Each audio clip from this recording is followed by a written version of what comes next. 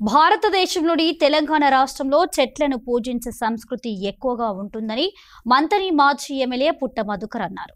మాజీ రాజ్యసభ సభ్యుడు జోగినపల్లి సంతోష్ కుమార్ చేపట్టిన గ్రీన్ ఇండియా ఛాలెంజ్ లో భాగంగా మహాదేవ్పూర్ మండల కేంద్రంలోని వీర బ్రహ్మేంద్ర స్వామి హనుమాన్ ఆలయాల ఆవరణలో జమ్మి చెట్లను నాటారు పుట్టమధు.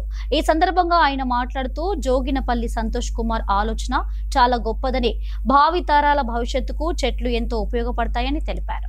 తెలంగాణ రాష్ట్రంలో జోగినిపల్లి సంతోష్ కుమార్ గారు మాజీ రాజ్యసభ సభ్యులు చెట్లను ప్రేమించాలి, చెట్లను రక్షించాలి, చెట్లే భావితరాల భవిష్యత్ అని చాటి చెబుతున్నటువంటి క్రమంలో ఇవాళ వారు జమ్మి చెట్టును పూజించి జమ్మి ద్వారానే దసరాను గొప్పగా జరుపుకునేటువంటి తెలంగాణ సంస్కృతిని చెట్టును కూడా ఈ జమ్మి చెట్టును కూడా మనం పెంచుకోవాలి.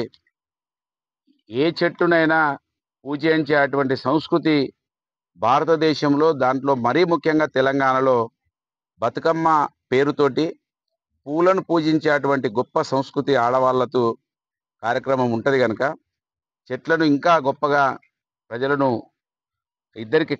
చెట్లకు ప్రజలకు అనుసంధానం చేసే విధంగా కూడా మన సంతోష్ కుమార్ గారు ఈ జమ్మి చెట్టును కూడా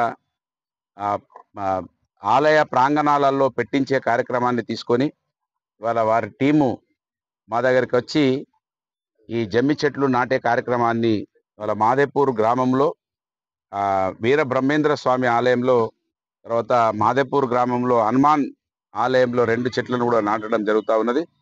ఇది గొప్ప కార్యక్రమం.